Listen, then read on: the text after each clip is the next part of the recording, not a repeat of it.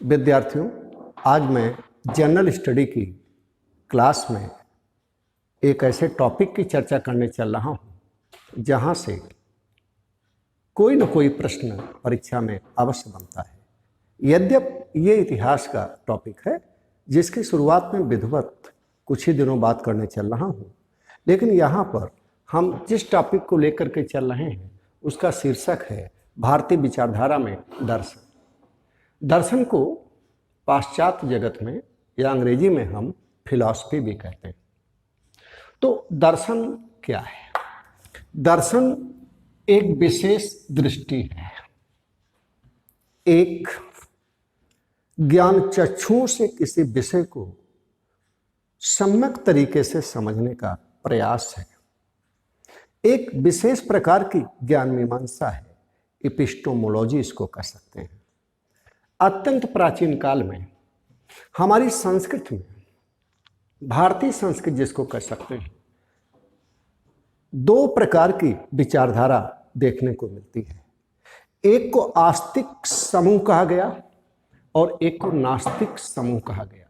ये इन दोनों विचारधाराओं में जीवन, जगत एवं अन्य बहुत सारे पक्षों पर चिंतन किया गया। आइए इसको हम दो वर्गों में बांट सकते हैं। भारतीय दर्शन को हम एक आस्तिक वर्ग में रखते हैं, आस्तिक वर्ग में, और दूसरा नास्तिक वर्ग में रखते हैं। ये आस्तिक और नास्तिक बहुत प्रचलित शब्द है।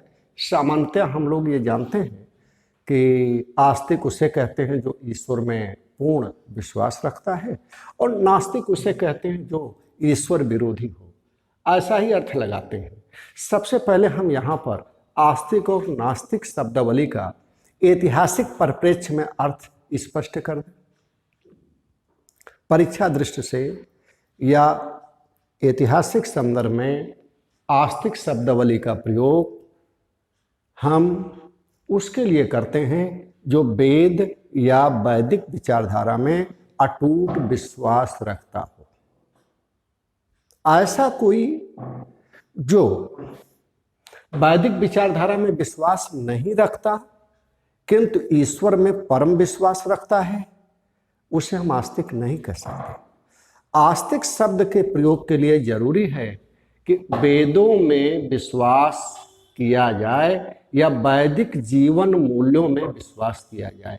ये क्या है, यहाँ पर उचित स्थल नहीं है चर्चा करने का। और नास्तिक ठीक इसका अपोजिट, जो वेद विरोधी हो, वैदिक मान्यताओं, वैदिक संस्कृतियों के विरोधी हो।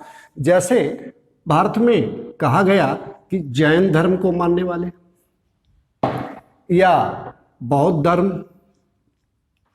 गौतम बुद्ध इसके प्रवर्तक हैं। जैन धर्म में 24 तीर्थकर हैं। या एक घोर नास्तिक हुआ जिसे कहते हैं चार्वाक हुआ। चार्वाक एक सुखवादी, जड़वादी, द्रव्यवादी, भौतिकवादी विचारधारा थी। उसका प्रतिपादक चार्वाक था। कहा जाता है यावत जीवे सुखम जीवेत ऋणम कृत्वा घृतम पीवेत भस्मे भूत देहस्य शरीरों को तो वश। इसकी प्रसिद्ध सूक्त थी, जब तक जियो सुख पूर्वक जियो। इसे भी नास्तिक वर्ग में रखा जाता है। सब मिलाकर के ऐसी सभी चिंतक, थिंकर्स, विचारक, महापुरुष नास्तिक वर्ग में आएंगे जो वैदिक मान्यताओं, उनकी रीतियों का विरोध करते हैं। यहाँ ईश्वर में विश्वास से कोई तात्पर्य नहीं है। तो इस प्रकार भारत में जैन, बौद्ध, चार्वाक और अन्य संप्रदाय जो 6ठी शताब्दी ईसा पूर्व में अस्तित्व में थे, उन सबको हम नास्तिक वर्ग में रखते हैं। ये सब नास्तिक इसलिए हैं कि वैदिक मान्यताओं का विरोध किया, वैदिक कर्मकांडों का विरोध किया, यज्ञों का विरोध किया, उन समस्त अवतारवादी और दिव्य सिद्धांतों का जो ईश्वर, ब्रह्म आदि से संबंधित होते हैं को मानने से इनकार कर दिया। तो ये सब नास्तिक वर्ग में है। और आस्तिक वर्ग के अंतर्गत एक प्रसिद्ध शब्दावली है संस्कृत में, उसको हम खड़ दर्शन के नाम से। ये खड़ दर्शन अर्थात 6 दर्शन, और इन 6 दर्शनों के प्रतिपादकों को परीक्षा में कहीं न कहीं अवश्य पूछा जाता है। इन खड़ दर्शनों में पहला सांख्य है। ध्यान दीजिएगा, सांख्य दर्शन के प्रतिपादक कपिल मुनि हैं। ये एक प्राचीनतम दार्शनिक विचारधारा मानी जाती है। और यहां बताते चलें बच्चों कि इन खड़ दर्शनों का विकास वैदिक साहित्य से हुआ, या कह सकते हैं उपनिषदों से हुआ। ये चिंतन परक जीवन जगत की व्याख्या करने वाले तत्वमीमांसी ग्रंथ हैं। सांख्य के प्रतिपादक हैं कपिल, और इसके बाद है योग दर्शन, जिसके बारे में हम अभी कुछ देर बाद बात करेंगे। योग के हैं महर्षि पतंजलि। ठीक है, भारतीय इतिहास में हम दो पतंजलि के बारे में पढ़ते हैं। एक वह पतंजलि जिन्होंने योग दर्शन को प्रतिपादित किया था, और एक वह पतंजलि हैं जो शुंग काल में पुष्यमित्र शुंग के पुरोहित थे। पतंजलि जिन्होंने महाभाष्य लिखा था। यहां पर हम पहले पतंजलि की बात कर रहे हैं, और इनका समय लगभग 800 ईसा पूर्व माना जाता है, अर्थात 2800 वर्ष पहले की बात है। इन दोनों को हम युग्म तंत्री भी कर सकते हैं, पेयर में रख सकते हैं, क्योंकि इन दोनों की विचारधारा एक दूसरे से काफी साम्य रखती है, मिलती है। तीसरा है न्याय दर्शन। सांख्य योग न्याय। न्याय दर्शन के प्रतिपादक या संस्थापक गौतम ऋषि हैं। ऐसा माना जाता है कि न्याय में प्राचीनतम तर्कशास्त्र के सिद्धांतों का परिचय मिलता है। न्याय के बाद वैशेषिक है, और एक बार परीक्षा में ये प्रश्न पूछा गया कि ऐसा कौन सा प्राचीन भारतीय दर्शन है या ग्रंथ है जिसमें भौतिकी के प्राचीनतम सिद्धांतों का परिचय मिलता है, तो वैशेषिक दर्शन के प्रतिपादक महर्षि कणाद हैं। और ये जो कणाद ऋषि हैं, कण अर्थात अणु या कण कहते हैं कि ये अन्न के कण को बिन बिन करके खाते थे, उसी पर इनकी आजीविका निर्भर थी, इसलिए इनका नाम कणाद हुआ। हम निर्णायक रूप से नहीं कुछ कह सकते। तो इस प्रकार वैशेषिक दर्शन प्राचीनतम भौतिकी के सिद्धांतों को प्रतिपादित करती है। और पांचवें क्रम पे आता है पूर्व मीमांसा और उत्तर मीमांसा। ये दरअसल मीमांसा का मतलब यहाँ पर चिंतन या मंथन से है। तो मीमांसा को एक ग्रंथ मानिए। इसका जो पहला खंड है, जो पहला हिस्सा पूर्व हो गया, और जो पश्चातवर्ती है उत्तर हो गया, लेकिन इन दोनों को अलग मान्यता दी गई है। तो पूर्व मीमांसा के जैमिनी माने जाते हैं, ये महर्षि जैमिनी जो हैं, और इसमें कहा जाता है कर्मकांडों का उल्लेख है। और उत्तर मीमांसा के महर्षि बादरायण माने जाते हैं। तो ये जो महर्षि बादरायण माने जाते हैं उत्तर मीमांसा के, यह एपिस्टोमोलॉजी ज्ञान मीमांसा ग्रंथ है, अर्थात यहाँ कर्मकांडों का उल्लेख है। तो यहाँ पर जीवन जगत ब्रह्म परम तत्व आदि की एक अच्छी व्याख्या मिलती है। तो इस प्रकार ये जो खड़ दर्शन है, इनको आस्तिक कहा जाता है। इसमें एक बार फिर देख लें, सांख्य योग हमने युग्म बनाया, यहाँ पर न्याय वैशेषिक, ये विज्ञान गणित तर्क से जुड़े हुए विषय, और पूर्व मीमांसा उत्तर मीमांसा, इन दोनों का एक युग्म हो गया। परीक्षा में यह प्रश्न कई बार आ चुका है। उसको इस रूप में देखें कि दर्शन की प्राचीनतम विचारधारा निम्न में से कौन सी है, और विकल्प रहेंगे मान लीजिए सांख्य योग न्याय वैशेषिक। तो हमारा उत्तर क्या है? सांख्य। एक बार जब कृष्ण से पूछा गया कि मुनियों में कौन श्रेष्ठ है, वृक्षों में कौन श्रेष्ठ है, आज से जुड़े हुए सवाल पूछे गए, तो श्री कृष्ण ने कहा कि मुनि नाम चाह कपिलो अस्मि, मुनियों में मैं कपिल हूँ। इससे सांख्य दर्शन का महत्व प्रसिद्ध हो जाता है।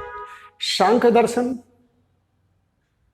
वेदों को, उसके सिद्धांतों को मानता है, लेकिन सांख्य दर्शन का जो केंद्रीय विषय है वो है प्रकृति और पुरुष, प्रकृति एवं पुरुष। दार्शनिक दृष्टिकोण से हम कह सकते हैं कि सांख्य दर्शन और योग दर्शन के प्राचीनतम सिद्धांतों में ईश्वर का विषय महत्वपूर्ण नहीं है। प्रकृति और पुरुष के संयोग से ही संपूर्ण ब्रह्मांड और सृष्टि की रचना और संचालन होती है। क्योंकि मेरा विषय यहाँ पर सामान्य अध्ययन के दृष्टिकोण से है, और हमने जैसा कि अभी कहा कि आज हम एक विषय को, योग को, चूंकि योग दिवस अभी मनाया गया, उसको जोड़कर डिस्कस करेंगे। लेकिन इससे पहले हम थोड़ा नास्तिक के बारे में चर्चा कर दें। 6ठी शताब्दी ईसा पूर्व आते आते आस्तिक विचारधारा के जो सिद्धांत थे वह बदलते हुए सामाजिक आर्थिक परिवेश में कम महत्वपूर्ण होते गए। नगरीकरण की शुरुआत हुई, व्यापार वाणिज्य में वृद्धि हुई, आर्यों और अनार्यों या अन्य विश्वास में मानने वाले लोगों में पारस्परिक तालमेल बढ़ा। ऐसी परिस्थितियां बनी कि विशेषाधिकार आधारित वैदिक समाज एवं अर्थव्यवस्था के विरोध में बातें होने लगी, और एक नई विचारधारा, कह सकते हैं कि बहुत सारी विचारधाराओं में ऐसी विचारधारा तेजी से आगे बढ़ने लगी जिसमें वैदिक मतों के अलौकिकवाद को, उनके अपौरुषेय पुरुषत्व को, उनके अवतारवाद के सिद्धांतों को और अनेक प्रकार के कर्मकांडों को का खंडन किया जाने लगा। और इसमें सबसे लोकप्रिय विचारधारा आगे चलकर बौद्ध दर्शन की या बौद्ध धर्म की हुई, जिसके प्रतिपादक बुद्ध माने जाते हैं। तो इस प्रकार बच्चों, अब हम उस एक विशेष टॉपिक की ओर मूव करते हैं जिसका नाम योग दर्शन है। तो आइए देखते हैं योग दर्शन। तो योग दर्शन के प्रतिपादक महर्षि पतंजलि थे। सबसे पहले यह जानना महत्वपूर्ण है कि ज्ञान की कोई भी शाखा हो या कोई भी विचार हो, उसका उद्देश्य मानव कल्याण ही होता है। और यदि वह मानव कल्याण से नहीं जुड़ी है तो वह अपनी लोकप्रियता खो देती है। योग दर्शन के प्रतिपादक माना जाता है महर्षि पतंजलि को। महर्षि पतंजलि ने योग दर्शन के सिद्धांतों के बारे में योग सूत्र में, ये इनकी पुस्तक है, विस्तार से जानकारी दी। वैसे कई पुस्तकें लिखी गई योग के बारे में, जिसमें वाचस्पति मिश्र की तत्व वैसारिदी भी महत्वपूर्ण मानी जाती है। और इसी प्रकार व्यास की योग भाष्य भी इस विषय पर काफी महत्वपूर्ण पुस्तक समझी जाती है। आइए देखते हैं कि योग है क्या। योग सूत्र में कहा गया है, योगस्य च चित्त वृत्ति निरोधा च योगा। फिर से एक बार सुन लें, योगस्य चित्त वृत्ति निरोधा च योगा। योग वह है जिसके माध्यम से हम चित्त की वृत्तियों को, चित्त की अर्थात मन की इंद्रियों को, मन की चंचलताओं को दूर कर देते हैं। अर्थात योग के माध्यम से मन को हम नियंत्रित कर लेते हैं और इसके माध्यम से हम एकाग्रता की ओर बढ़ते हैं। आज लगभग 2800 वर्ष बाद मानव जात के लिए, मानव कल्याण के लिए योग का महत्व पुनः बढ़ता जा रहा है। विशेषकर उस समय से जब संयुक्त राष्ट्र संघ ने 11 दिसंबर 2014 को पहली बार पूरे विश्व में योग को मान्यता दी, योग को मनाने का निर्णय लिया या घोषणा किया। पहली बार 21 जून को पूरे विश्व में, या कह लें कि संयुक्त राष्ट्र संघ के सदस्य देशों ने, जिसमें 193 देश शामिल हैं, पूरे विश्व ने योग दिवस मनाया।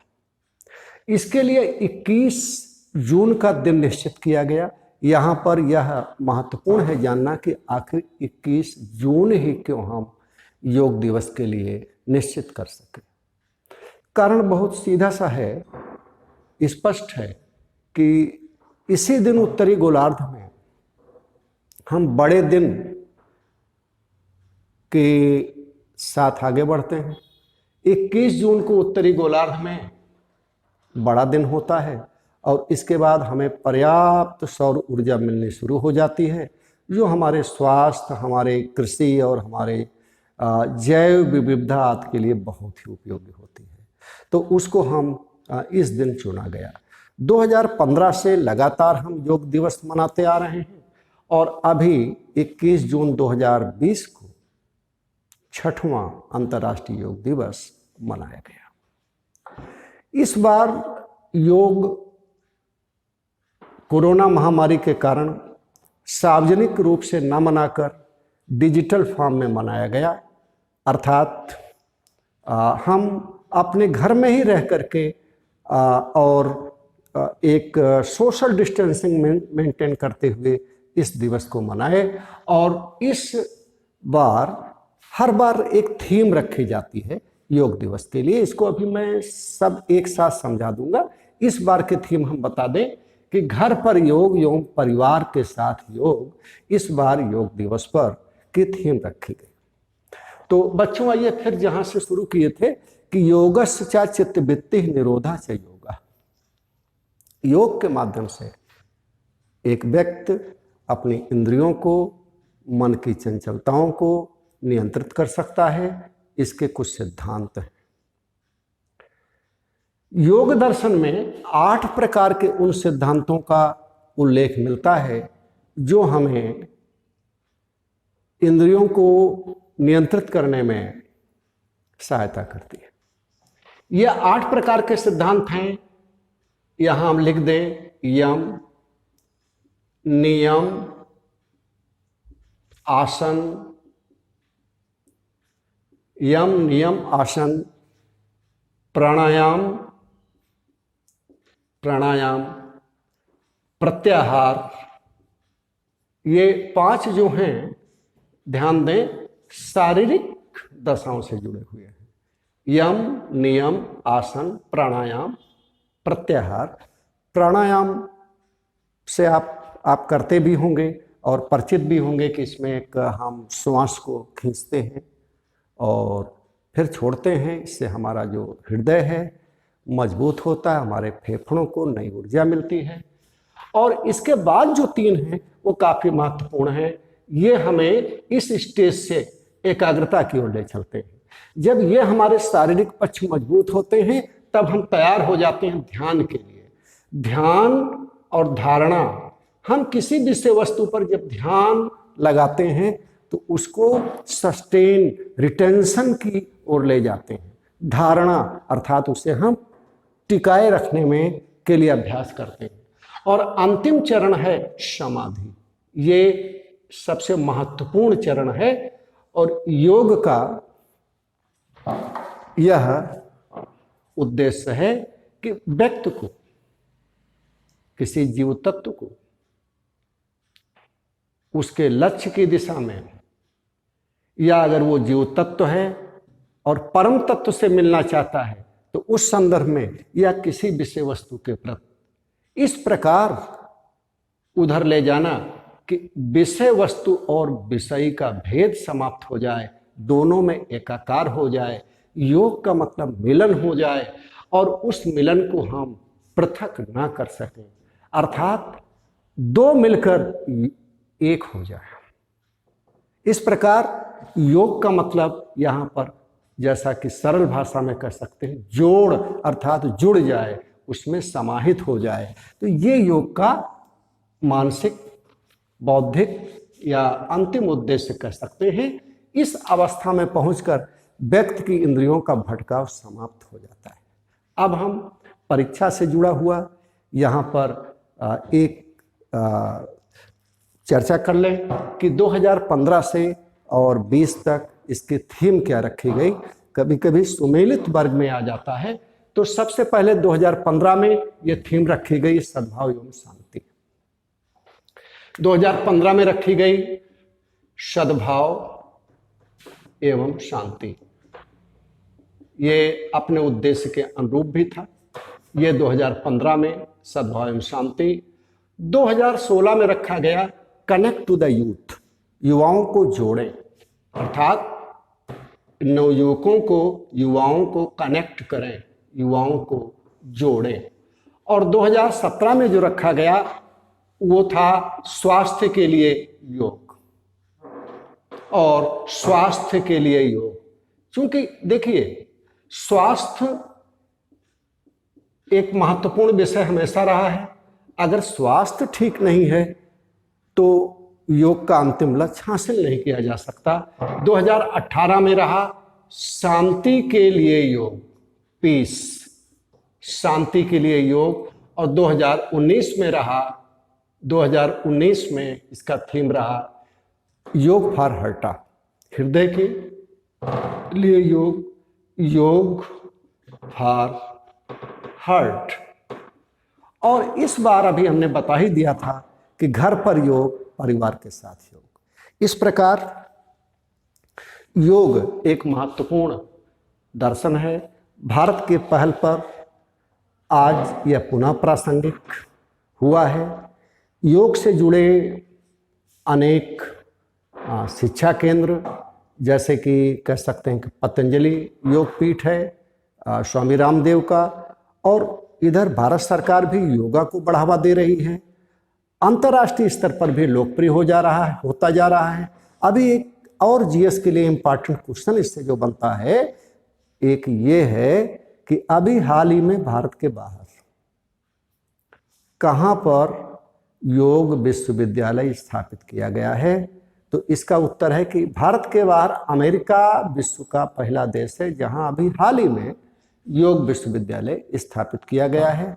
अब ये अपना जो पाठ्यक्रम है शुरू करने जा रहा है, और इस बार आयुष मंत्रालय एवं भारतीय सांस्कृतिक परिषद द्वारा कुछ विशेष आयोजन भी किए गए।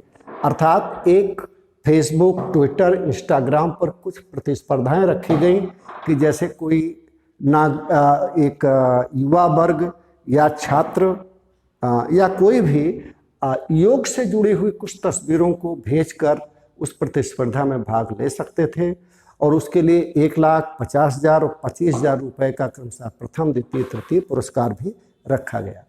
तो इस प्रकार हम निष्कर्ष की ओर बढ़ते हैं कि योग दिवस आज एक अंतर्राष्ट्रीय दिवस के रूप में 21 जून को मनाया जाता है, और ये आज पूरे विश्व में एक महत्वपूर्ण विषय वस्तु के रूप में समझा जा रहा है। कोविड-19 के दौरान भी ये माना गया कि योग का एक विशेष महत्व है। योग से हम अपने फेफड़ों अर्थात अपने हार्ट को स्वस्थ बना सकते हैं। इससे हम अपनी इम्यूनिटी क्षमता को बढ़ा सकते हैं। तो यह एक प्राचीन जीवन पद्धति का हिस्सा रहा है, और इसी के साथ हम आज का टॉपिक समाप्त करते हैं। अगली क्लास में हम भारतीय इतिहास से जुड़े या अन्य विषयों की चर्चा करें।